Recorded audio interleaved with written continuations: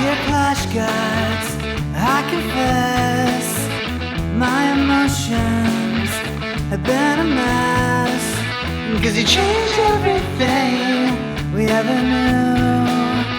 From witches to poison and the Queen walked too. Whoa, I've been wrong, I was wrong. Been a town hall night, way too long. Getting hogs and Valkyries. I'll push that button and believe in you again. Welcome to episode 94 of Pineapples and Thorns. I'm Kat, and I do have a very special guest with me today, but I'll introduce him shortly. It's Canadian Thanksgiving this month, so I wanted to focus on a lot of the positive aspects of the game that we all love to hate and hate to love. First thing is, in CFF news, we had the Heaven and Earth event in September. Team Ground faced off against Team Air on September 28th. With a twist, both teams were restricted to using only original equipment and only the first 4 original pets. The results were Team Earth, aka Team Ground, came out victorious with 2 solid triples from trample damage. Surprise, surprise. There were 3 triples on Team Ground and 1 triple from Darth Yoda on Team Air. 1 triple from Ground was disqualified because the player accidentally left a baby dragon in his army. Really actually kind of surprised that there weren't more things like that happening, but it was a really fun event and it underscored the importance of the equipment and pets in the current Town Hall 16 meta attacks. Sky and Barkey, they have a draft war tournament coming up very soon. There was a live draft hosted by our friend C-Note on Saturday, October 5th. 4 teams were sorted out. The team captains are Darth Yoda, Fuzzy, Dandy Dan, and Keza. And Redthorn is getting very close to our spin for Win 700. Super exciting for all of us there. It's been a long time coming and we're looking forward to it. So a very warm welcome back to the show and thank you for getting up so early to do this. Welcome, Trample Damage. Trample damage, Yay! trample damage. The crowd goes wild. And someone falls out of their chair. Oh no, get security to help them back up. Security. Somebody sue trample damage. Good morning, Kat. Good morning. How are you doing this morning? I'm good. Yesterday we went to the Renaissance Fair yesterday here in the Las Vegas Valley, and it was like 98 degrees. Which it's cold out there for you. Yeah, it's like like the topic of conversation among a lot of the people was like how unseasonably horrible it was, and because it's like October. It's like I know it's still a lot hotter here than it is other places, but by this time of year, like we're normally down into the like low 80s at least as a high for the day, and so it was it was kind of gross out there, but we had a lot of fun. But I feel like I ate a lot of dust yesterday because it was very, a lot of people tromping around, and there's these like dirt trails that run through this park where they set this up. And so I feel like today I'll be spending my day, coughing dirt out of my lungs. But aside from that, it was great. Everything's going well. I got a new car. On Friday night. My daughter wrecked her. Yeah, she trashed her Toyota Corolla hatchback, which was one of my former recording studios, and I now have a new mobile recording studio for myself. Excellent, state of the art. So why don't you give us a brief update on what's happening for you and your clans and your content creation? So we actually just went through, from a clan perspective, the first major, what I'll think of as like a major overhaul in the clan family. We have 7 families in the main clans that we have, it's like when I first started playing Clash, we had our main clan, the good guys, and then over time we had people that wanted to be a bit more casual and not be in as many wars. So we made the good guys too. And then when I started making content creation, a lot of people were asking to join my clan. And I said, well, I've got my main clan and lower town halls really don't have a spot there. So I just started creating new clans. So we've got 7 at this point. But the main clan has always been, I say main clan, they all have vibrant ecosystems, but the good guys was always a little bit smaller and very competitive and just max bases plus a few minis that were in there. And then the other clans, like Good Guys 2 and 3, both over the course of the last 6 or 7 months or so, largely I think as a function of my slowdown on the content creation side, we don't have as many new people joining the clans and as many new people joining the family. we have some really good attackers in Good Guys 2 and Good Guys 3, and we just kind of got to chatting a couple of weeks ago about possibly sort of consolidating them into two clans. So there's a bunch of really good attackers in 2 and 3, and we moved most of the 16s, a lot of the 16s, into the Good Guys, and organized a split between multiple clans to do Clan War League, because as you know, Champ League, you can only run 15 people. Mhm. So we split into 3 clans for Clan War League, and we finished third in the Good Guys. We finished first in a Masters 1 spin in a new clan we started called TGG CWL, just as because we've always done overflow and trample damage, but now we'll need a third clan worth of overflow because we've got close to 50 people who all want to do CWL. And Trample Damage finished in second place, lost one war on damage percentage that actually turned out to be the one that decided who won the war. But it was a good week for everybody all around, so no complaints there.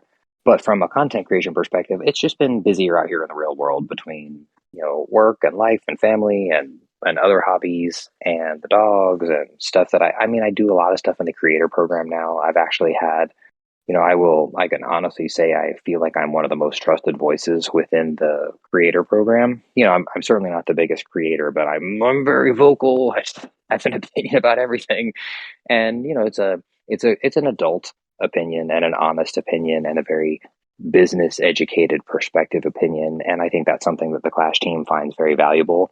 And I noticed that some of the time that I spend trying to help out with stuff there tends to cut into some of the other time that I would have free for content creation. And I think that's just the slowdown on the content creation side is what has sort of slowed down some of the growth of the clans. But I'm gonna try and do like a face reveal sometime soon, since I'm going to Finland, and I figured I'd wind up like in somebody's video or photo or something. So who knows? Maybe when I do that, we'll grab a few new people also. Just keep wearing the hat, Yes, absolutely. That's exciting. When do you leave for Finland? It'll be on the 29th, Las Vegas time, which is, I don't know, it's like January in Finland or something. I'll leave here.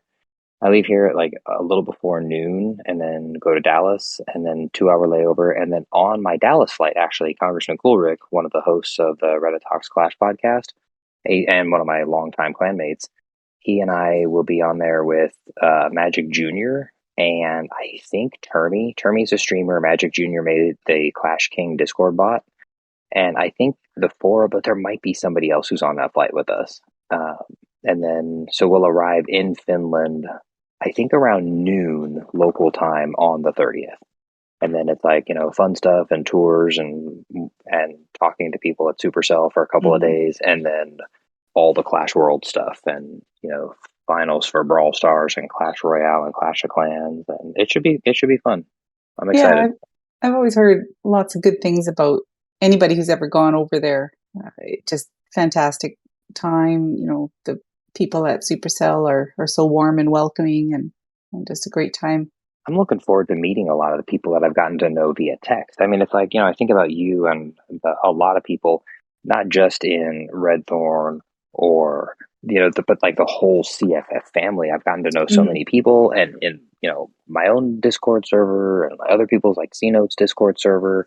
I've gotten to know a lot of people over the last couple of years digitally, and it'll be fun to meet a bunch of them in person. So that's, I'm a very social animal. So as happy as I am to spend time by myself sitting in my car recording my own podcast, I am a social animal. So I'm really looking forward to it. Sounds like a lot of fun. We're looking forward to hearing all about it from you when you return. It'll be definitely a source of content, I think, for a little while. For a while.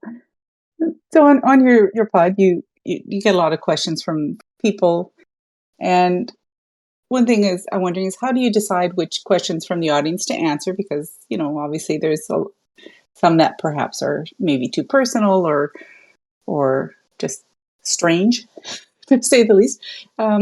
How do you choose which questions to answer, and do you end up eventually answering every question that people post in your questions channel on your server? So I used to do it completely randomly. I would just put all the questions in a list on a spreadsheet and then just put a random number in there and then sort them. And I would take the top 5 questions or 6 questions or 4 questions or however many I felt like. Earlier on when I was first doing my podcast, my episodes were running around like 40 to 45 minutes. Lately, they've been running a little bit longer. And I try not to put too many questions in there, but at the same time, like you said, a lot of people are kind enough to take time out of their schedules to post a question. And I do like to answer all the questions. More recently, I have done a little bit more, I will say, curating the questions that I'm going to answer. I still will take the spreadsheet and randomize them, but I will also prioritize because I'm a nerd. I have the random number generation places heavier weighting on people who have multiple questions in there and also on older questions. So older questions are more likely to wind up getting answered. But then I might have something where if somebody asks a question that is related to like the treasure chest event, and I'm doing an episode about the treasure chest event, I will sometimes, because I look at the questions as they come into the Discord server. So sometimes I'll go, oh, you know what? That one will definitely work really well with my episode that I'm doing. This last episode, which I recorded, oh my gosh, I recorded like what is today? Today's the 11th, the 12th, 13th? Today's the 13th. I recorded on the 4th. I recorded 8 days ago, 7 days ago, 11, 9 days ago. I still haven't made my song for it. So it's just like sitting there. And I already went through the episode. I just literally need to take the 20 or 30 minutes it'll take me to make a song for it, and then I'll be done. But that one, I did a lot more curation of the questions because the subject was a little bit more personal. And so I picked questions that would help sort of go along with the theme. And I do try to answer all the questions. The only ones I don't answer are, and I mean, even then, sometimes I'll answer them, but sometimes it's Discord. People like to joke around. So if people post a question that is really clearly a joke, I don't always answer those. Sometimes I do, but I just, Liam throws them on a spreadsheet for me, and then sometimes I'll just be like, okay, here's like 3 questions that are like clearly jokey questions, but I'll just throw them on there so that they wind up getting answered anyway. And I don't think I've had any questions on there that I felt like, oh, this is not one that I'm willing to answer. I have had a couple that I feel like I had a really hard time understanding what the person was trying to ask. And so I tried, and eventually I was like, I'm just going to delete this one and not answer it. But it's usually only because I feel like it's either really confusing, or I've had a few times where somebody basically just like drops this massive block of text in there that's almost more full of commentary and then like there's sort of maybe an implied question or two buried in there. And I'm like, I don't know what to do with this. And so then I just like let it quietly sail away into the darkness as I delete it from the spreadsheet. Fade into darkness. And you mentioned Liam, and he's an amazing help to you, not to mention being a co-host on the Reddit Talks Clash podcast. He kind of polices the questions channel, and if something isn't really a question that he feels could be answered on the pod, he kind of starts a thread and all that stuff. How did you convince him to be the keeper of the questions? I did. Liam's like this incredibly helpful and kind individual. And right after I started my podcast, I put a list, or even before I started the podcast, rather, I think I posted a comment saying something like, hey, I'm going to do a podcast and I want to have this attempt at having discourse, which is really why I added it in there. Because like at the end of the day, it's me rambling on for an hour. So and this format of like question and answer or banter or joking or talking is more traditional for most podcasts. So I was like, ooh, if I have questions, it'll feel like discourse. And so I told people, start posting some questions so that by the time I do my first episode, I will have some. And I think a couple of days later, and a lot of people early on posted a bunch of questions. And a couple of days later, even before I recorded my first episode, Liam sent me a message like, hey, I made this Google sheet and I put all the questions in here and they've all got timestamps and they're all organized. Oh, wow. I was like, dude, wow. And I didn't expect it to be something that he was managing. And I keep telling him, like, I'll send him a thank you every now and then, like, hey, I just wanted to say thanks again. Like, I really appreciate it because it was completely unsolicited. And I just want to make sure that he doesn't feel like there's like some kind of expectation, because it's something that every single time I go to look at the list, and it'll literally be the question that somebody posted that morning is already on there. And I'm like, man, and for all I know, he wrote some script that does it automatically, but whatever it is, I'm going to oh no, definitely not. Because he goes in there after each episode and he moves the questions that were answered from one tab to another tab. And so it's something that I greatly appreciate and will have to maintain somehow if he decides to, quit playing Clash, or he doesn't want, he's too much on his plate to worry about adding that in there. But it was like totally unsolicited and incredibly appreciated. Yeah, he's pretty amazing. He's everywhere. So now that you mentioned your song, how do you come up with the ideas for your songs? And will you eventually release a greatest trample damage hits compilation? The songs are usually, they're normally rooted in Clash of some kind. And it'll be about like a troop or a hero or a piece of equipment or an experience in the game. And a lot of times I'll just ask somebody, hey, give me a random subject or a random thought or a random something. And a couple episodes ago, Congressman Coolrick said, oh, you've never done anything kind of like blues-ish. And so I'm like, oh, okay, yeah, I'll work with that. Or the last episode that I posted, my one of the leaders of the good guys, Duck, he he had his name changed because it had some traditional punctuation characters that, when strung together, could possibly look like something other than traditional punctuation. And so he logged in one day, and his name had been reset to Clasher, and so he had to change his name. And I said, "Oh my gosh, this could be a fun topic for a song." And so I just did Poor I Duck. did one, yeah, I did one about like people getting their names changed because of something, perhaps untoward or offensive, depending on whose perspective. But it's normally just random. Like I did one episode was like C Note has always talked about how much he hates the resource potion, so Oh I did yeah. an episode. I did a song on the resource potion, and it's just I love life. I really do, and I try to enjoy every day. And it's just pick something random, and I go into GarageBand and I start tinkering with some music, and I'll start getting some kind of rhythm or cadence together, and then I'll put some lyrics together, and hopefully it comes together very quickly. Then other times it is the downside though is I can crank out the episodes pretty quickly because I'm a prolific talker. But I'll get through my episode and it's like, oh, I need to make a song for it. And I'll just get busy, and I'll be like, oh, well, I'll do it tonight, and then I'm busy that evening. Like, I'll do it in the morning, and then in the morning I'm playing a video game and walking the dogs. I'm like, oh, I'll do it at lunchtime, and then I go for a walk and I read instead. So I was talking to Congressman Coolrick, and I told him I should really just like put together like 5 songs one day. That way I have sort of a backlog of them that I could just drop into the Hmm. episodes instead of leaving them hanging. Because I've had people pinging me the last couple of days, like, when's another episode coming out? I'm like, soon. But Very soon. eventually. Do you have a favorite song out of the songs you've written and performed? Oh wow. I think probably the first one that comes to mind is around the time Town Hall 16. Oh, okay, so I have 2 answers for this. I'll come back to the second one in a second. I think my favorite one that I tend to think of is when Town Hall 16 came out, I think it was this. We were doing the sneak peeks for Town Hall 16, and I did a song that was like from the builder's perspective of like all the work that's going to need to be done on Town Hall Hmm. 16, and it had been a while since we had any updates, and I really liked the tempo of the song. I don't remember how it opens. It's something like I just saw the plans. Like I just saw the plans for the new town hall, and I'm glad I only have to do half the walls. And it's the there's oh that's I love the line. It's like it looks like it's gonna be a woodsy theme with a thick scary green inferno beam, and it's like I don't know why I had a lot of fun with that one, and I liked the cadence, and the music felt like it went really well with it. So I think that's probably that's probably my favorite. Um, I've had I've had a couple people tell me that they really liked the Electro Dragon one. I was I was rubbing my wife's feet when I made that one. She was like late at night, nothing nothing weird. She just laying down in bed. She's like, "Oh, my feet are tired. Rub my feet." And I was like, oh, "I need to do my song." I was like, "Oh, try to do it here." And I just had this.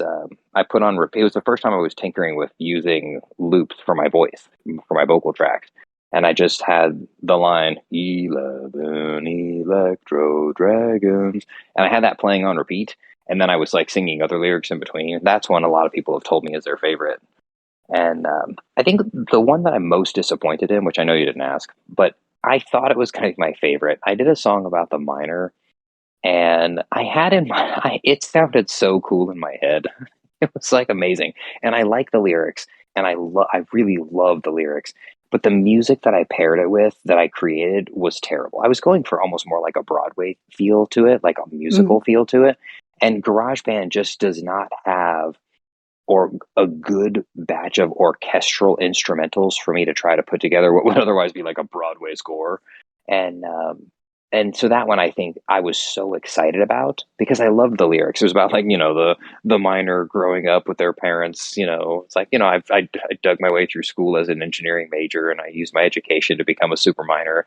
And it was going to end with, I've something like I've learned so much and loved my life, and this life lived underground. That's the ending line. And I was picturing this like, in my life lived underground. And the music that I put together was like this weird like da da da da da da da, and it's like it just didn't go with the lyrics. I was like so disappointed because I played it for my wife, and she kind of made this face like, it doesn't sound like the way you were describing it. I was like, I know that woman, leave me alone. We really do need a compilation put out. Yeah, I don't know how. I don't know. I need to look into doing that because I have all the audio files for it. So I mean, I don't imagine. They're between my old iPad and my phone. I have all of the tracks themselves. So one of these days. So I keep telling people I'll do it one of these days. But It's on my to-do list. Yeah. one of these days. So you also, in addition to everything else you're doing, you're doing a collaboration with C Note on a Squad Busters podcast. What prompted you to collaborate with him on that? I like talking and I like C Note, and he's like, "You want to do a Squad Busters podcast?" I was like, "That sounds fun." That was pretty much it. He said, "Oh, I'll write up some show notes, and we can, he lets me pick the troops that we review, and then that's it. Then we sit and we chat, That was and I really deep. tell, Wow. I tell, I tell my wife before the episodes, I'm like, oh, this is definitely something that like we should really keep these episodes shorter, and then the episodes wind up being like 2 hours, 2.5 hours. And it's really just like hanging out with C Note for the afternoon, chatting about stuff, and it's fun. He and I It's have a always lot in fun. common. Yeah, Yeah. but it wasn't my idea, but when he brought it up, I was like, oh, this is cool. But we're both busy, so we don't crank them out very often. But we do like each other, so that's I think why we end up talking for as long as we talk when we get It's on always there. helpful. So what is your favorite aspect of Clash of Clans right now, and what is your favorite aspect of Squad Busters? Why are you playing the game? Um, Flash right now, I really love Clan War. It's been what has driven me really from the very beginning of the game. I'm very competitive, but I'm not I don't ever want to be in like, I don't do the competitive events, and I don't enter tournaments and stuff, but I really enjoy the competition. I like the, little bit of pressure in there. And I've been having a lot of fun the last couple of months in Clan War League, even with the changes where we got, the equipment a little bit weaker, and some of the troops have been changing, and, the nerfs. I know that, some people had the Druid nerf was a big, big bad guy for a lot of them. But I have really, really enjoyed Clan War League the last couple months. And this month, with my accounts split into a couple of different clans, it was fun. It was a really good week. But I feel like a lot of it, I've been doing really well, and I've got 3 different armies that I'm really enjoying right now. And I've been having a good time. I'm not really focused on like the supercharges. I mean, I'm doing it just because I'm there, but it's been a fun experience. And Squad Busters, I like using the trader and the bandit to pile up a bunch of gems while not having to fight other people, and then like being like the slow horse that suddenly all of a sudden wins. And it's Squad Busters is just super cute. I like that it's quick and easy to get in and out of. Mm-hmm. Yeah, and there's not a lot of heavy duty grinding. Like, yes, you have to level up your cards, but you can still play the game without having that max super rage that C Note loves on his Super Barbarian King. So I still haven't seen that happen yet. He told me about that. I was like, oh man, I'm gonna be really bummed out when somebody decimates my squad. And then I realized I never fight other people. I just hide on the outside and collect gems. So you can He keep may be them. the only person who has it. I'm not too sure. Oh yeah, that was a super lucky pull that he got because that was in the superstar chess thing, Hmm. and I got I think I got some. Oh, I got the Royal King, which I never really use him, but that's who I ended up getting in as an epic character free in that chest. Yeah. I can't remember what I got. It was probably Pam or something. Universally, people's favorite character. Exactly. So we had a number of things happening over the past month, and I'll kind of run through it. And I know I said I was going to be really positive at this episode, but I do have one little rant to talk about. So we had Inside the Builder Hut episode 2. So we got a second episode from our friendly neighborhood community manager, Ferry. He had 3 guests on. There was David, the product manager, Petri, the game designer, and Raphael, UX designer, which I'm not really sure what that is. Personally, I love these little shows. It's nice to get some input from the people who work on the game we all love to play. Also, you never know what kind of hints they're going to drop on upcoming changes to the game, so that's always much appreciated. Having said that, and you did mention this, they dropped a little bombshell on us last month. They nerfed the druid. It's not saying that a wasn't needed, but literally in the Builderhead episode, they just said that they would try to do better at communicating with the player base, and then they dropped the information about the nerf the day CWL spins open.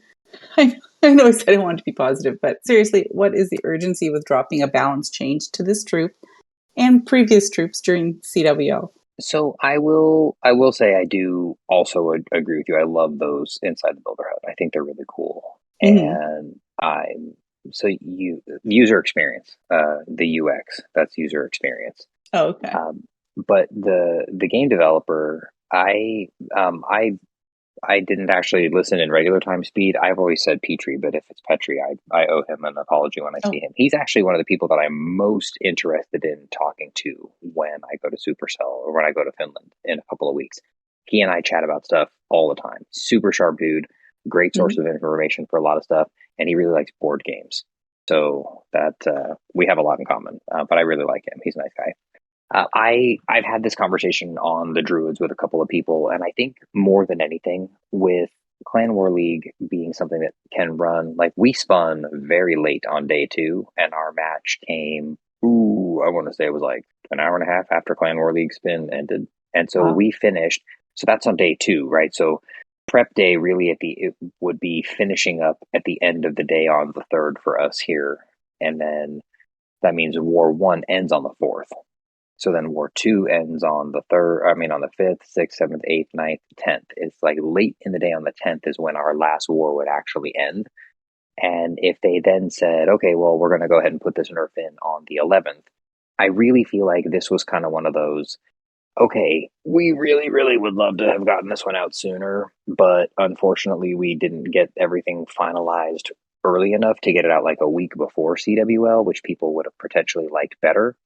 Mm-hmm. But at the same time, they wanted to get it out sooner, and Worlds is coming up soon, and it's like the biggest event that they have for the year.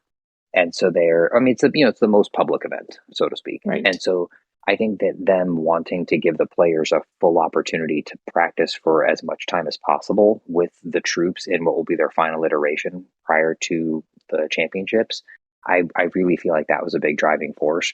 On the creator side, a couple days before they made the announcement, I know Itzu and the creator program had said, hey, listen, like people are going to be frustrated if we can't get this out before CWL starts. And, at least a couple days for people to be able to tinker. And the Clash team was like, we know, we're trying, we're going to get it out if we can. And it was a priority. And it just didn't wind up landing there in time. Mm-hmm. Personally, I don't think there's ever really a good time. And I know people say like Clan War League is like a bad time, but I think about like what if they had put it out a couple days before and somebody who was pushing all month long, really aggressively pushing all month long, and they're 4 days, 5 days, 6 days from the end of the Legend League season, and the troop that they've been using gets nerfed right then. Mm-hmm. Then all of a sudden it's like, man, this push that I was making toward the end of the season, all of a sudden now I have to learn a new army. And if you don't have a crazy number of bases like Kat, because you're a psycho, you have too many bases. if you don't have if you don't have a lot of bases to be practicing, you could potentially wind up in a similar boat. But instead of it being like a clan war league thing, it's a more personal thing with your legend league getting busted up.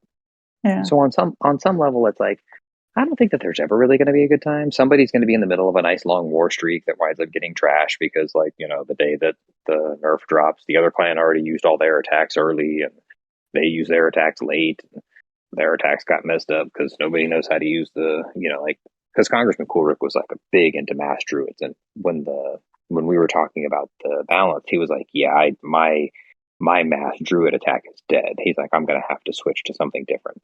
Hmm. And so he started working with super witches, which is also still a very viable and strong attack, using the fireball with the warden. It's just it's a different deployment and a different timing and different cadence, and it takes a little bit of time to figure that out. But I'm cautiously optimistic that we won't see something like that again anytime in the near future.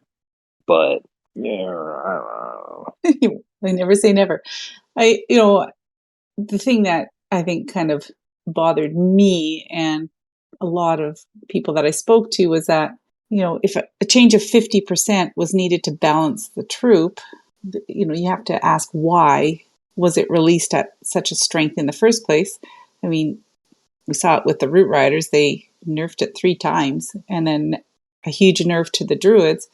I hope Town Hall 17, when it drops, doesn't experience the same things because, you start to use these things, you have a lot of fun with them. You realize that they are overpowered and that there probably will be some kind of nerf. But, looking back at the Root Riders in particular, 3 nerfs is unprecedented. Well, so when Root Riders came out, this is one where we're like, these guys are way too strong. Like you can mindlessly pummel a base with these things. Like this is, and the response from the Clash team was like, well, yeah, we know everybody was super frustrated about how hard Town Hall 15 was, so we are Mm-hmm. moving in an easier direction. Like we wanted to skew a little bit more to the offense, and I think it was just like an overcorrection.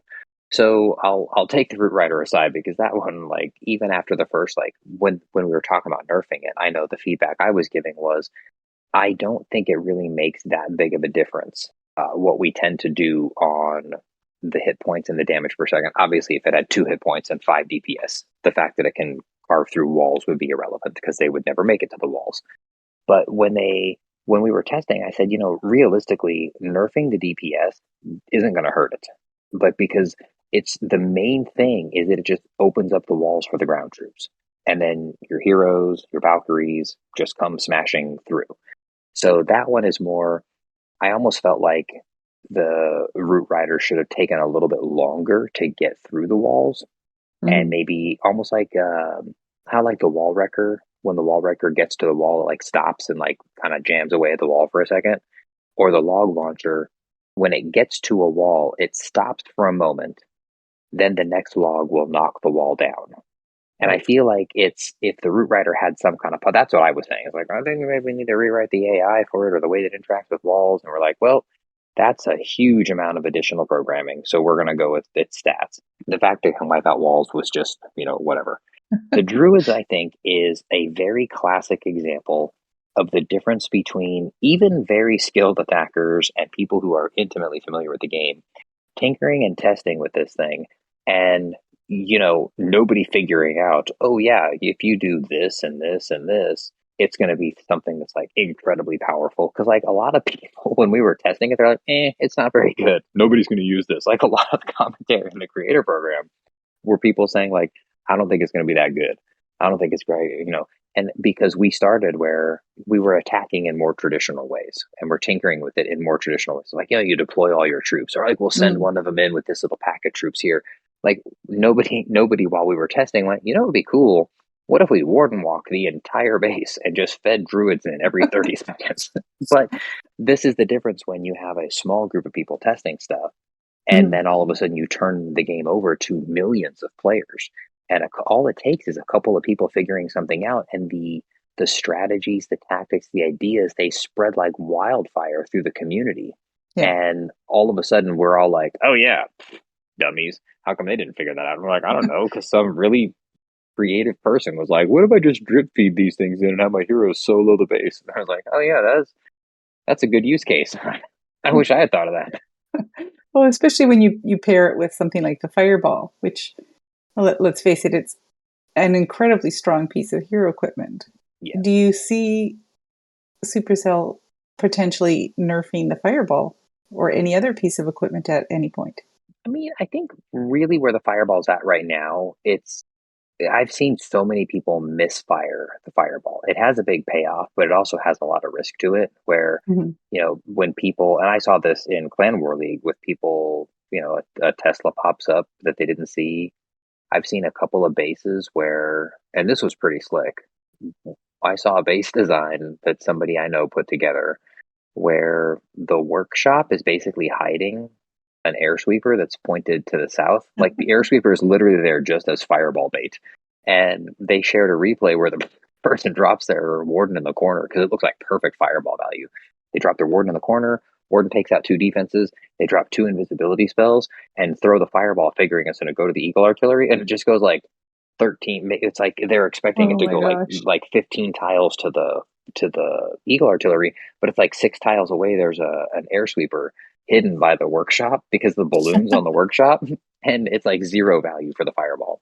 Now in clan wars, you can take your time and scout the base and whatnot, but I do feel like because there is a very heavy risk factor if you get the wrong building, or if you have to just, you're burning the ability so early. So there's Mhm. a risk there because you're not going to be able to use the Eternal Tome, which I would argue is his best piece of equipment. So I think that it'll probably stay put where it's at, and then at some point we'll get Town Hall 17, and if they don't give new levels to stuff at Town Hall 17, it will effectively get a pseudo nerf by virtue of being the same level of power against Town Hall 17 stuff that it was against Town Hall 16 stuff. Fair enough. So, in the spirit of both Canadian Thanksgiving, which is this weekend, and American Thanksgiving, which is later in November, I thought we'd spend the rest of this episode, looking at all the things that we as players and podcasters, content creators can be thankful for in Clash of Clans. When you think about it, there really is so much good that has been added to the game. Do you think it outweighs the bad? Oh, absolutely. I mean, for me, there's it's a constant evolution, and I feel like this is something that I came to understand years ago playing the card game Magic the Gathering. It's a game I've been playing Mhm. since I was 15. Periodically, they release a card, and it's just like with Clash. The community. We're like, these guys are idiots. How could they not think this is going to be too powerful? And that's it's a smaller group of play testers who are tinkering with stuff and maybe don't think about using something. They just get their head wrapped around using it in a specific way, and they don't realize other use cases for something. And so I've always been comfortable knowing that, especially in a digital footprint, things will potentially wind up changing. And I feel like it's like the tide, right? It's like something has its heyday and it's very strong, and then it maybe ebbs a little bit, and something else moves in to fill that void as like the new, more powerful thing. And I don't mind those periodic adjustments because at the end of the day, they usually wind up leaving us still with other options that we can play with. It might not be our favorite troops, it might not be our favorite army Mhm. compositions. You might find yourself going through most of Town Hall 16, sending a blimp full of super archers into the core of a base, even though you hate doing that because it's the only thing that seems to work. But I feel like there's been a lot of really cool player focused stuff over the years that has just really helped keep people engaged and excited. And we're going to take our lumps every now and then when they nerf a piece of equipment. But look, when all the equipment nerfs came, they buffed the earthquake boots, and that 2 tile radius on the earthquake boots effectively more than doubled. It's like 66% more space that the earthquake radius covers with that 8 tile radius. And now all of a sudden, earthquake boots, which everybody's like, they're the worst piece of equipment ever. Now all of a sudden, it's like they're the best piece of equipment that you can use. So yeah, I'm okay with those trade offs because if anything, it helps to keep the game fresh. Maybe not in the way that we always wanted, but it forces us to look at things a little bit differently. Yeah. Well, one of the new things that they tried to bring in was the treasure hunt event, which they tried to do it in September, and they ran into a bunch of issues and it got postponed. But when it was finally up and running, you had to look for chests in your attack. It was like a hunt because if you didn't find the right defense or whatever building that the treasure was hidden behind, you didn't get to open the chest, right? Yeah. So there was like magic items and different things like skins, even sceneries. Did you enjoy the event? And what do you think Supercell could do to improve it if they decide to run something similar in the future? So I enjoyed the event more, not necessarily just for myself, but more for the community at large to be able to have a fun thing to do. I have, if I ever do get out my other podcast episode, a lot of that episode I am talking about how there are so many different types of players in the game, and I think Mm-hmm. the one mistake a lot of us as the Clash addicts of the world made was thinking that this treasure chest event was targeted at us, and it really wasn't. Just like the streak event, like streak event came out, and we're all like, "This is dumb. I got to play 7 days in a row for 3,000 shiny ore. That's like my daily bonus on 2 of those days." And, to those players, I said, yeah, well, this event is not targeted for you. It's free stuff. It's not being denied to you, like Right. from in business, like pure business operations. That was targeted toward players who don't play very often, people who log in 1 or 2 or 3 days a week, not 7 days in a row. So they wanted a payoff for those people. The rest of us, basically, it was just like sort of like logging in and getting free stuff. And then we had the audacity to be like, it's not enough. Should be more free stuff. But, We do tend to be greedy, don't we? but like the treasure chest event, it's the same type of thing. It was intended for more casual players to have reasons to come in and play the game on a daily basis because there's just extra stuff. It's like not Mm-hmm. just the loot that you can get, but the unknown. Like you might log in today and get a piece of epic equipment, or you might log in today and get a cool new hero skin. And for those of us that played the game, like I saw a lot of these comments on Reddit, people are like, "This is stupid. They can only get 3 treasure chests. I did that in an hour." And it's like, you know what? More than a huge, I can't share anything specific, but a huge portion of players who played on the first day of the treasure chest event did not get all 3 of those treasure chests. And a still large percentage of the players who did manage to get at least one of those chests on the first day did not get any on the second day. For those of us that are like, oh, I did that in 10 minutes, I did that in 3 minutes, it's like, yes, but you're not the target audience for this specific initiative. And I think events that cover a variety of different players are really good for the game as long as we all recognize that sometimes things will be targeted. It's like when movies come out, right? I see there's like, oh, it's a violent, scary movie. I'm like, why do they make crap like this? Fast forward to the day that it goes into the theater. There's a bunch of people who love violent and scary movies lined up ready to go to watch a violent and scary film. And meanwhile, we're over there watching a superhero movie, and then there's people like these nerds going superhero movie. It's like not everything is going to be for every single player, and there are some things that they put together that are very clearly geared and targeted toward those of us that are the Clash addicts of the world. And then there are other things that are put together for other audiences. And I think this treasure chest event was super cool. I saw, a lot of people frustrated because, random number generation. When you got millions of people playing, and you got odds of things, somebody's going to get the worst odds. Like it's going to happen. And at the same time, you have other people who like the very first day got an epic on all 3 of their accounts, and they're like, "Well, I got an epic on all 3 of my accounts." And other people are like, "It's rigged." It's not rigged. It's a random number generator. It is what it is. I think it's really cool. I don't know what they would do to make it better in the future aside from I don't know, maybe even doing it more often, longer period of time. I think it's really cool. I think for those of us that get past this idea of like we always want more, I think it's a really great way to help drive additional engagement for players that might otherwise not be as actively engaged, which is good for all of us because we get Right. more people in the game and more players, and it just, more likelihood at longevity. Yeah. I mean, I did see quite a bit of excitement, from a lot of the people in the CFF server talking about what they got out of their chests. And, some people were getting, scenery and hero skins and epic equipment, like you said. And yeah, it was really kind of cool to see that excitement. So I did enjoy that. What was the best item you received from one of your chests? A rune of gold. I had, I said earlier, I've been busy, so I haven't been playing as much. But when they had the free treasure chest things, I redeemed all of those on all my accounts. and I didn't get it was I think 302nd. It was the 302nd chest that I opened before I Oh got an my epic. gosh. And I kept thinking like, you know, one day it'll be me. And it was like over and over, like nope, nope, nope, nope. And it's all different accounts. You know, it's like five chests on this account, five on this one. Hmm. But I hadn't been playing as much. I didn't do a treasure chest event on a lot of those accounts, and even my main accounts. I got really busy in planning for Clan War League, so like I wasn't doing quite as much. And I did. I think I got. I want to say maybe it was like two epics during the course of the event across all of my bases, and I one was a rune of gold, the other was some kind of hammer, maybe. I don't remember now. Oh no, it was a skin. I got a skin on one of the bases that that already has like 7,000 skins. So it wasn't like a oh yeah, I got a skin. It was like oh man, I got a skin. I think the best thing I got, well, best, the skin I got, it was on, I think on one of my nines, was the Clockwork King skin. So Oh no. I was kind of like, yay. I that might be in competition for one of like my five least favorite skins in the game. I think the Clockwork Warden was cool, but all the other ones, when I saw those come out, I told my wife, like, these skins are ugly. She's like, they can't be that. Oh, that is ugly.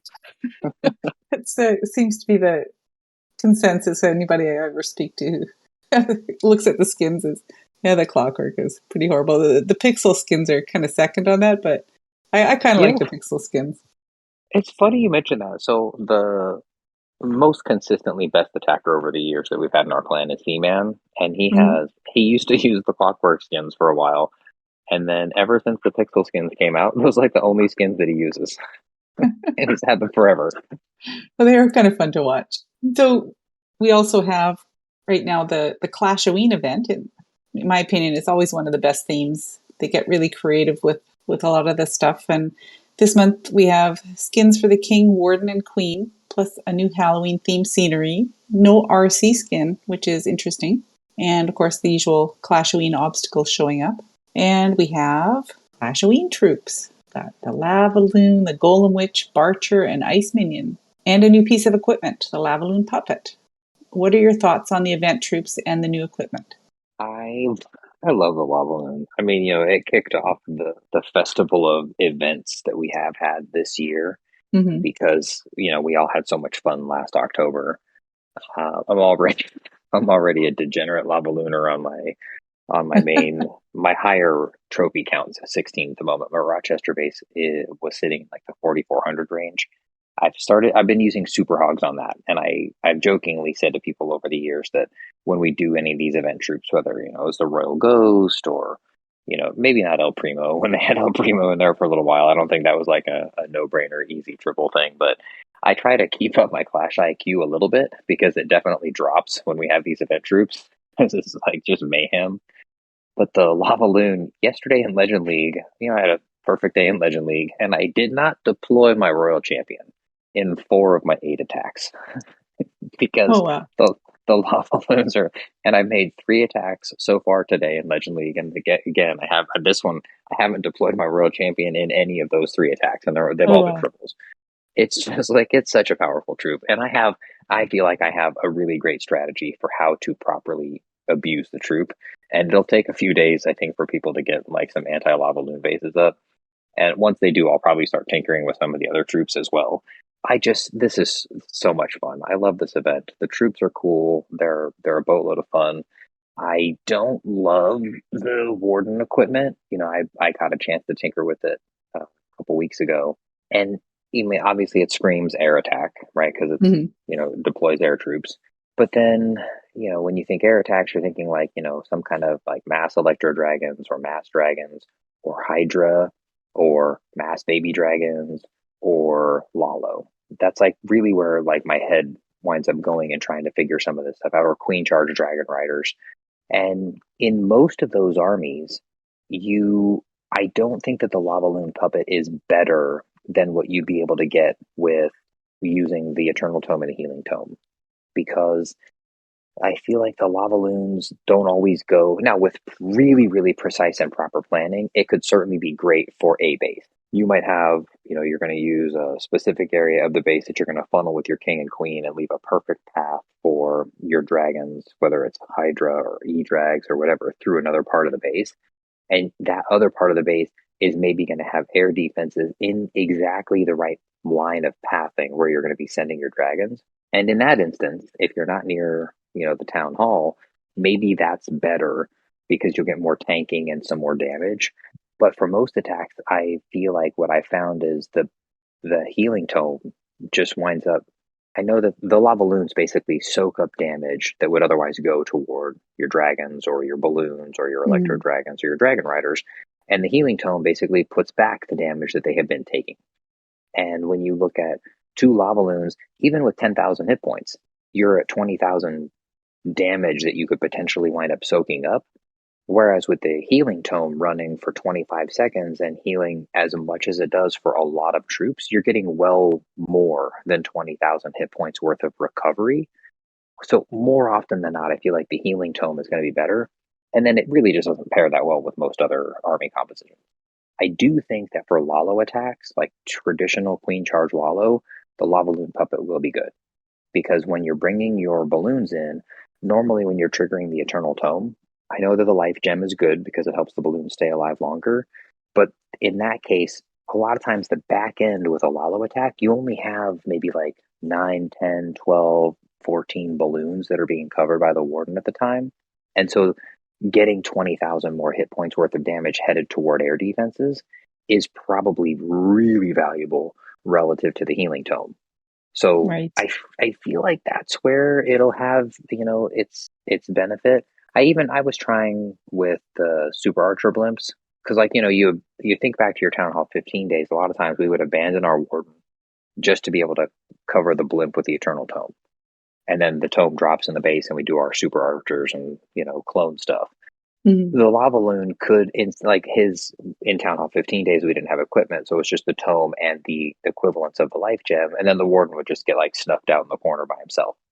You could send in Lava Loons to go along with the blimp, but they aren't covered by the Eternal Tome, right? They spawn basically at the same time the Eternal Tome triggers, and since they were not there when the Eternal Tome triggered, they're not covered. So they can still take some damage, but if the blimp is out in front of them already, they sort of already have that coverage from the invincible blimp, but they can still take other damage.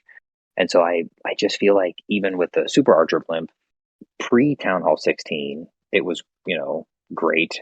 And I think swapping the life gem for the Lava Loon, you could get an upgrade versus the life gem, but that doesn't mean that it's better than a fireball. Because I'd almost rather, combine the Super Archer blimp tome with a fireball wrecking a decent portion of the corner of that base, and then the Warden can kind of do his own thing in the corner. So Right. it just feels so niche that to require a whole bunch of ore, that's like my very last piece of equipment I'd probably be upgrading.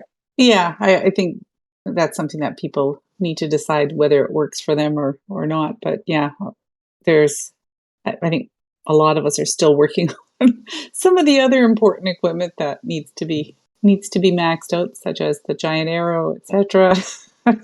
Giant arrow. Giant arrow. Gotta work on that.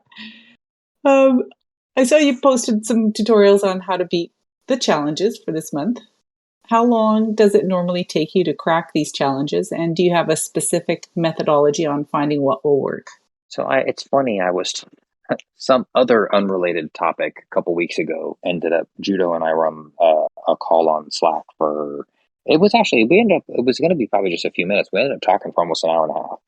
And while we were talking on the challenge videos, and I made a comment about, like this one, this one took me longer than normal. This one, whatever one we were talking about, it's like that one took me like an hour and 15 minutes. And he's like, an hour and 15 minutes. I was like, yeah. He's like, how long do they normally take you? I was like, 15, 20 minutes. He's like, for like, what portion of that is the 15 to 20 minutes covering? I was like, until I record a short video that I'll send to Congressman Coolrick and just say, hey, see if you can replicate this. And he'll write back to me, and, almost every single time he's like, yep, perfect. Sometimes he'll say, oh, I missed this, or I had trouble with the timing here. And so I use him kind of as the sounding board. And now, because I share solutions with so many other creators, I get a couple of people that will wind up providing me with that feedback. And so that's normally like, 15 to 20 minutes before I'm sending something to somebody else. And Judo was like, I don't want to I'm like say exact timing on stuff, but it takes him a lot longer. And and I said, oh yeah, I mean, but like your product is like so much more polished, and like mine is super low effort, so it's not really all that surprising. He's like, no. He's like, then I edit the videos and I got to do all that. I was like, oh damn. I was like, yeah, but you make a lot more money on those than I do on mine, so it's okay. But like my methodology, I actually had this idea because of that conversation. I thought I should record while I'm doing this. But the problem is so much of what I'm thinking, it's like I was trying to verbalize it and I don't know, sounded like an Alzheimer's patient, and I shouldn't I shouldn't joke about that. But I was listening to the video and I sound so incoherent because I'm like, okay, well if I do this, if I put okay, so there's that. Okay. And then, okay. So the angle and it's just all these like partial sentences. And then it's like, it Yeah. sounds like I completely forget what I was talking about. But my normal plan is identify what's in my clan castle, identify what's in the enemy clan castle, if anything. And then, especially with equipment, I try and figure out like what idea is this base trying to get to? So I'll take the most recent one that they had, that like the spider leg looking layout with the walls, and there's a bunch of lava loons. I'm like, okay, well, clearly something lava loon related. And they gave us the archer queen with a giant arrow, and they had 6 air defenses on the base. I was like, okay, clearly, we're probably intended to use the giant arrow to take out some of these air defenses to set up some pathing for the lava hounds. And then I was like, okay, well, there's 2 sweepers. I can come behind the sweepers, and I don't need to zap them, or I could come in front of the sweepers and zap them. And I just very quickly go through different ideas on how I could, potentially path the troops, or like what the idea is. Because most of these things, and I know this from my own experience in designing a couple of these challenges, the creator has something in mind when they put the base together. And if I can figure out what that something is, I can figure out a way to beat it. But then I'll start tinkering with other approaches. And a lot of times they're things that will last, like people are like, oh, I beat it my first try. Like, I never beat it my first try. My first try, I drop my blimp or whatever my siege machine is, and I empty it so that I can see what's in there. Like I'll never beat this on my first try. And so I just keep tinkering with that stuff. And then my main thing for me is I want something that people can easily repeat. And at this point now, there's like 14, 15, 16 creators that I have shared solutions with over the last couple of challenges. And now some of them used to ask me every time, like, hey, did you beat this one yet? Now I don't even make them ask. I just, as soon as I do it, I send it to them. And they're like, thank you, appreciate it. And it's, I come up with good solutions. I love these things. I love puzzles. So it's a lot of fun to work on these things. Yeah, and the community itself appreciates them, because most of us aren't able to sort of spend the kind of time that it would take to figure these out, and it really is helpful to have. And some of the base layouts are super. They're cute. They're fun, and they're kind of goofy and quirky. And the last one Magic Junior made that had all the cluster of like max barbarian kings, like the whole row of max barbarian kings, and part of what he was, and which is something I had wanted to do for a challenge base at some point, was using sneaky goblins to take out defenses when all the storages are gone. And that was part of the trick that he was trying to put together, was using sneaky goblins to take out some of the single target inferno towers, which most players would not necessarily have recognized, because once the very few storages were gone, you can use the sneaky, and they just go for whatever's closest. And I was like, oh, this is cool. I get a kick out of I like the challenges that have what I think of as like a teachable moment, where you're like, oh, I didn't even, I didn't even think about using it like that. I get a kick out of those. So we often look back to the game in its glory days. For those of us who've been playing for a long time, Town Hall 9 once upon a time actually mattered, and community leagues ruled the scene. If you think about how Clash began and where it is today, it really is so much better in so many ways than it originally was. And perhaps our rose-colored glasses are because the old Clash was the game that we played when it was fresh and we were all a lot younger. And we tend to look back at those sort of things with immense fondness. And the reality is that there was so much less to do in-game back then that players took matters into their hands and created things like the Potluck War community and various community leagues like MLCW and the original CWL. And that's where Supercell Clan War League sprung out of. An army would take 3 hours to train, and it would cost elixir to train that army. So it kind of forced you to farm to get loot and farm and war.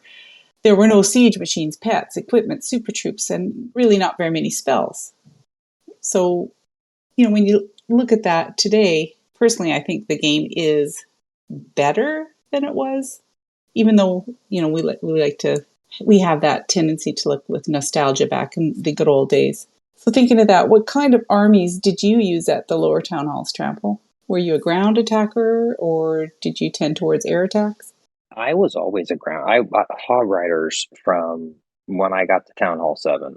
I was like, wow, Hog Riders are like the coolest troop ever. And I used Hog Riders throughout Town Hall 7, 8, and 9.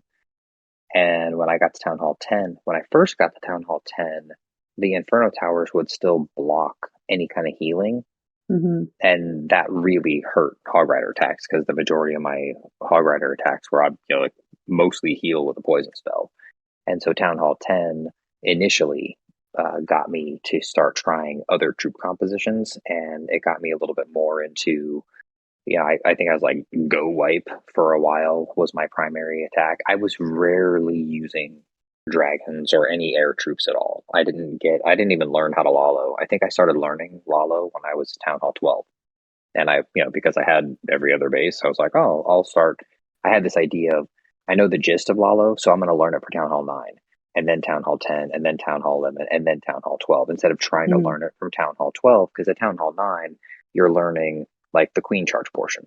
And you're learning, okay, the only thing we got, pathing for the air defenses, and then expos were scary. Town Hall 10, you had to also work in the Inferno Towers. Town Hall 11, you add in figuring out the Eagle Artillery. Town Hall 12, you got to path through the Town Hall when it blows up. And so I use that as my path. But I was like, completely ground for the majority of my experience in playing Clash until I got to Town Hall 14, and they released the Dragon Rider. And I was like, this troop is so cool, because I've always loved troops that target defenses. And the dragon, that's why one of the things I loved about Hog Riders. And so I would always use the, hogs. And then Dragon Riders came out. I was like, they're like air hogs, more camp space. But you mentioned the troop training cost. My regular attacks were all just mass. I didn't like farm in the traditional way of barching. I wasn't and I was never like a sneaky goblin farmer, because it takes a long time of a lot of nexting and trying to find the right base. I just used these armies that were like mass deploy a line of giants with wizards, barbarians, and archers behind them, send some wall breakers in between them, and then drop some heal and some rage and one jump spell on their way to the core. And it was like I would find the Dark Elixir storage, and I'd find the Town Hall, and it was all about raiding for Dark Elixir. Like my attacking in multiplayer was always just about trying to get Dark Elixir, and I'd go through the Dark Elixir storage to the Town Hall, and as long as I got the Dark Elixir storage in the Town Hall, I was happy, and I didn't really care what percentage I got. But that was all giants and wizards and barbarians and archers and wall breakers, and that was my non-war attack was that, and my war attacks were Hog Riders. And I rarely even use Hog Riders in regular attacks because I didn't want to have to spend the Dark Elixir. Yeah, for sure. So when Builder Base was added to the game, it really was a big deal. There was a lot of hype over it. It was a whole other type of base with different troops and defenses. And yes, we hate it. And we also love it during clan games. Do you play Builder Base at all other than during clan games? And do you think they're going to add more content to that side of the game? I don't. I never really played it even in its earlier days, just because I like to get in the game and get out of the game as quickly as possible.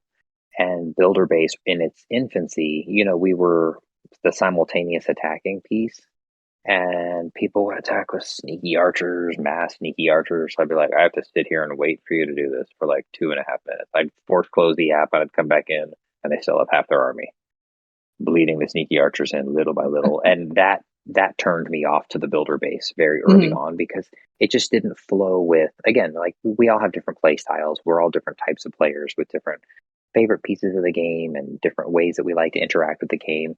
And I was very, get in the game, make an attack, close the game, get back to whatever I'm doing in the real world. and builder base did not line up well with that. I would Yeah. still upgrade stuff because I wanted to be able to get the sixth builder because I thought that'll certainly help the progression on my main accounts. And I have the sixth builder on 6 or 7 accounts, but the only base that was ever like truly maxed was my Rochester account was the only one that I ever really truly maxed.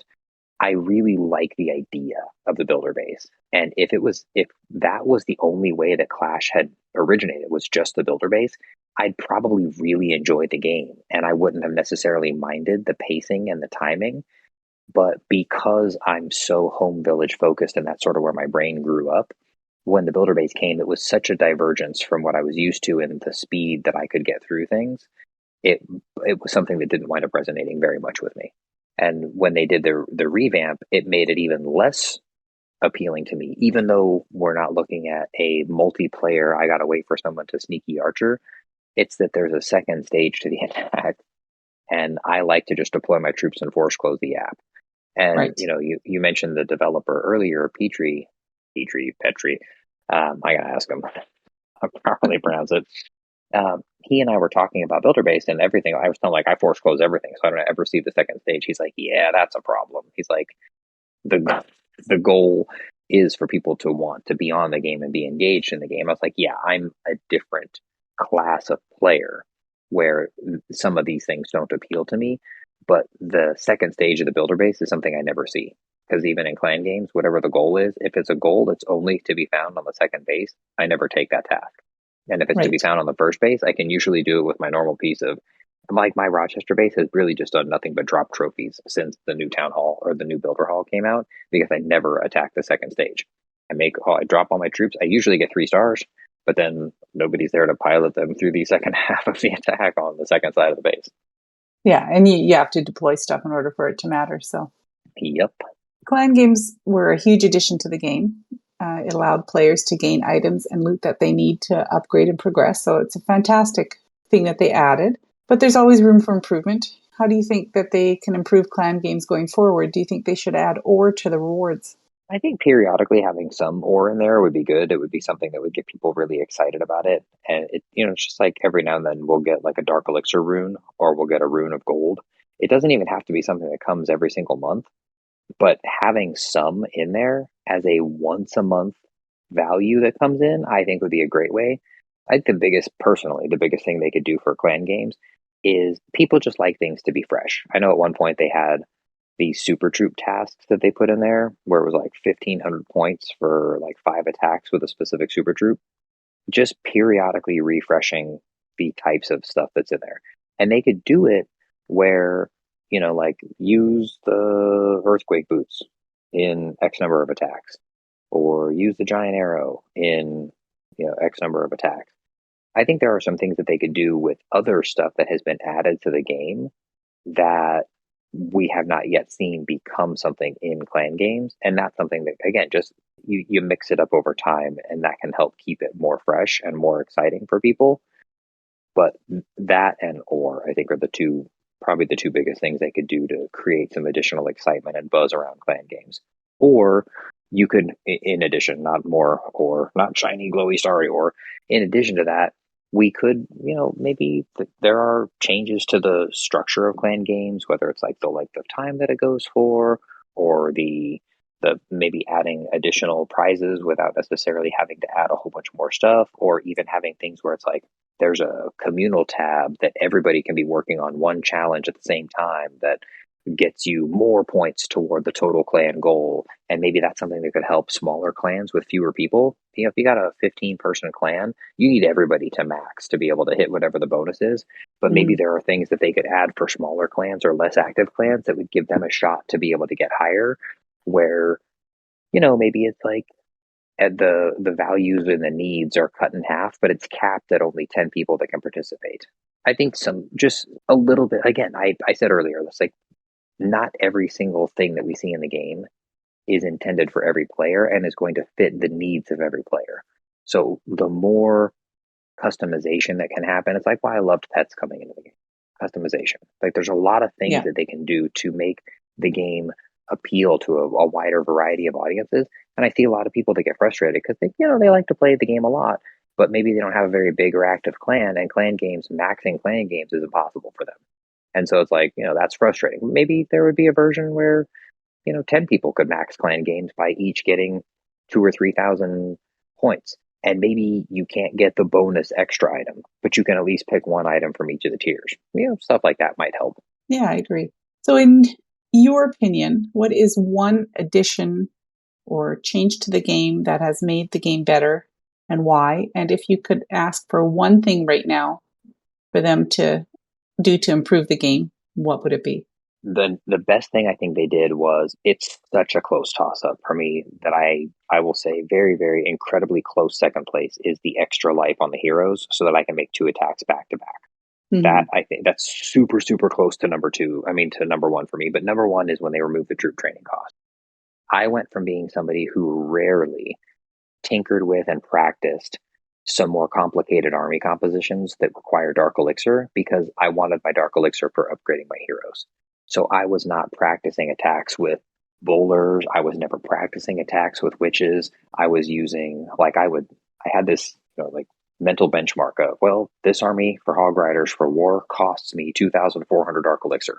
So I need to make sure that I make an extra attack or an extra 2 attacks, because that's in my head, that's the tax or the additional cost of making that attack in war with a stronger army.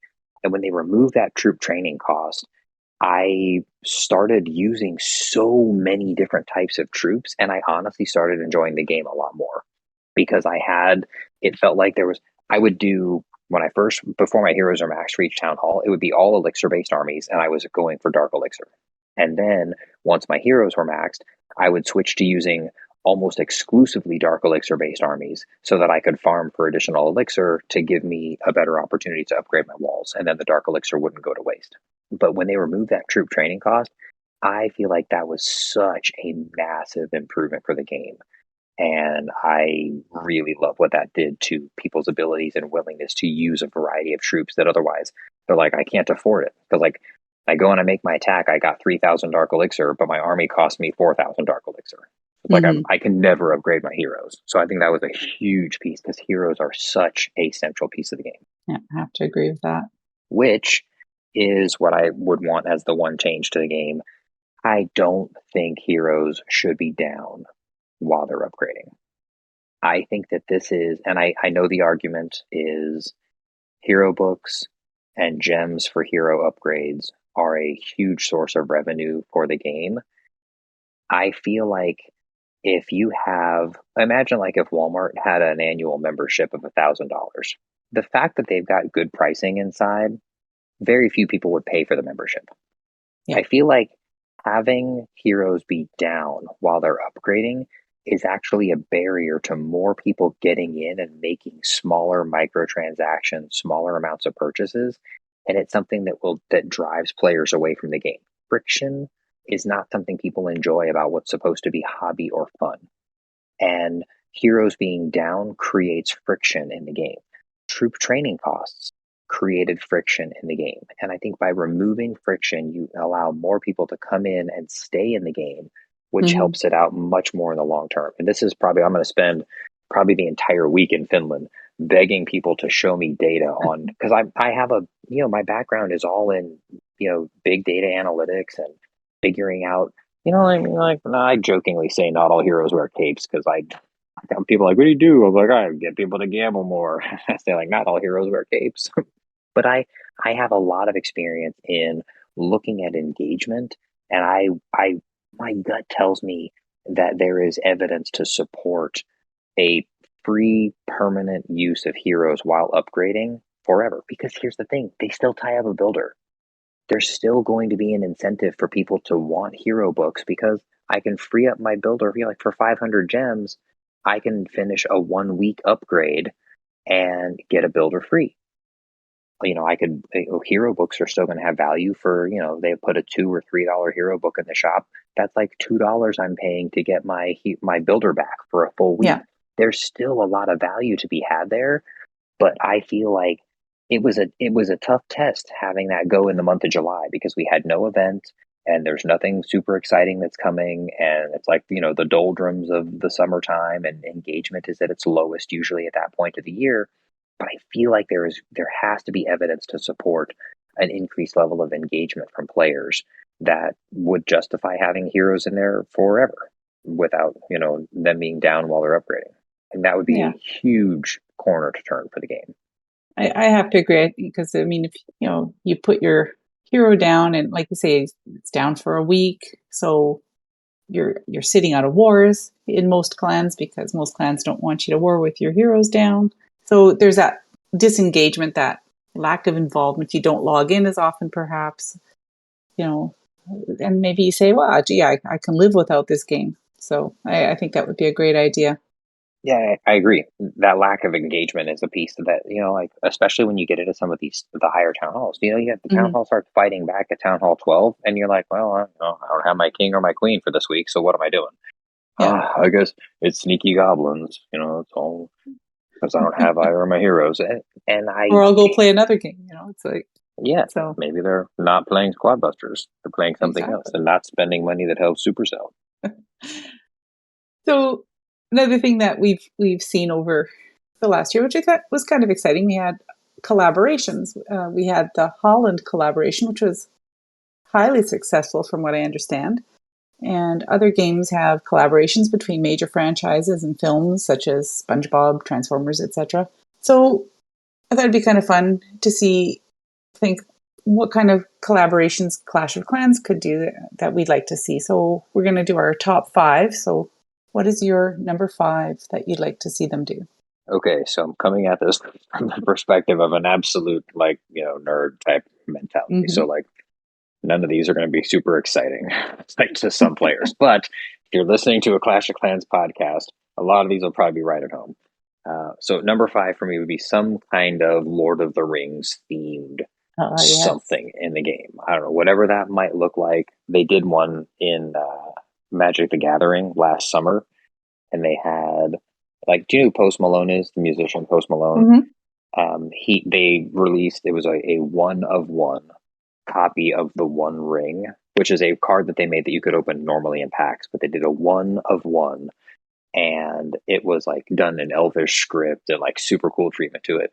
And some Wow. guy opened it in Alberta, I don't remember, somewhere in Canada. He opened a pack and Oh, I think I immediately heard about took that. it. Yeah, and Post Malone bought the card for like $2 million from him, and it's like that set got so many people very, very aggressively engaged in playing the game, even more so than they had before. And I think that kind of thing would line up perfectly with a Clash of Clans audience.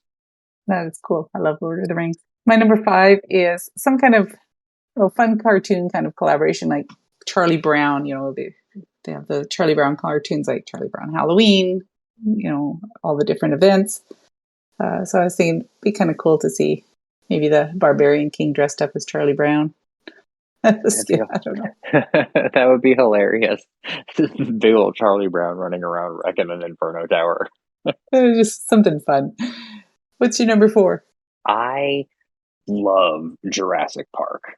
Oh, And I would, you could do, I don't know, some kind of like maybe dinosaur looking themes. I don't know, maybe like the Grand Warden could have like a pterodactyl skin or something. I don't know. But I like Jurassic Park, and I think that could be a cool, like, very cool scenery, and maybe some fun event troops. There could be like, dinosaur event troops. Like in Holland, the Holland event, we had like, the barbarian kicker and the hmm, football giant and something like that. I think you could probably put together some pretty cool seasonal troops with a dinosaur theme in mind.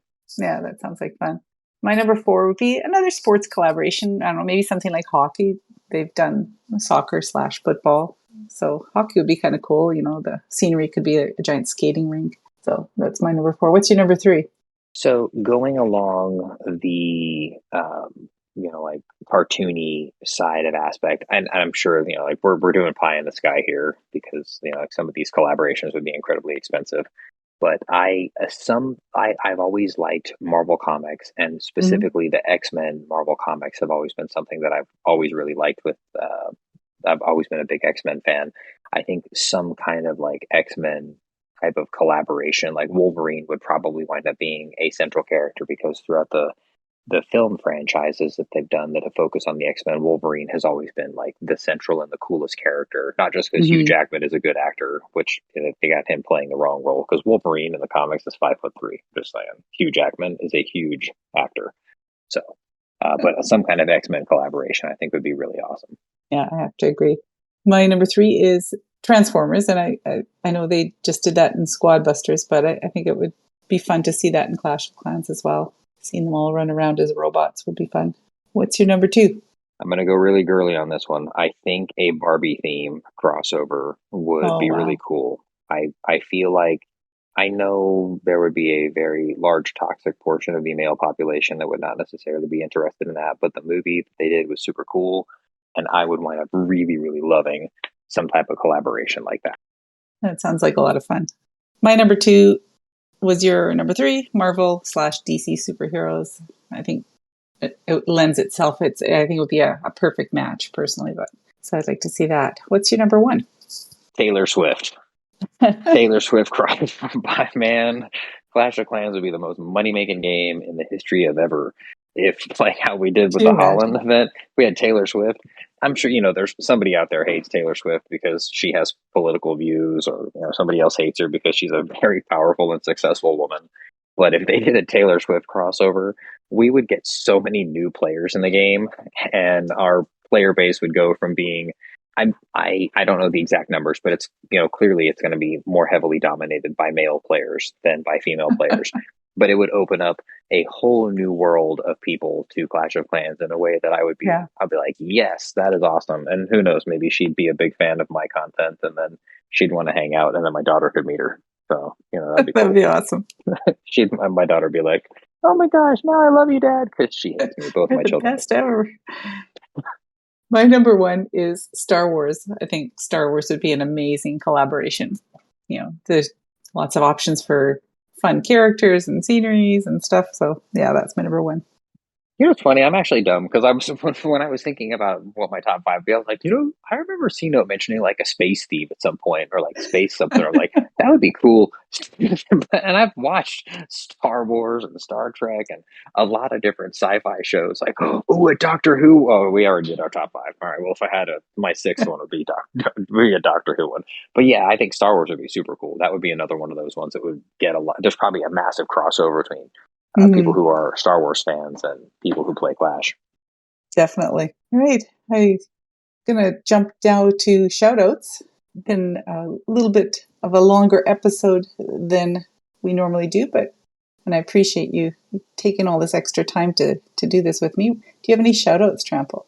I'm always bad at this section. I think I'll just go with the community at large. Like the CFF is a great example. The like-minded individuals coming together to put together stuff to keep people engaged, not just in the game, but also with the community. And whether it's like you guys are practically on Discord every night for a little bit, and it's like you open the voice chat and you'll pop in, and then other people will pop in, and then eventually you'll hop off and other people hop in, and sometimes I'll be at work and I'll just see who's on there chatting. And I think that kind of stuff is super cool. So big shout out to you and the entire CFF organization for all the stuff you guys put together to keep the community happy and growing and strong and healthy. And I know, we ebb and we flow. People retire and then they come back, and then they retire and then they come back, and then new players come and other people actually retire, and then years later they come back. But so, shout out to you guys, and a big shout out to all of the other Clash podcasts that are out there.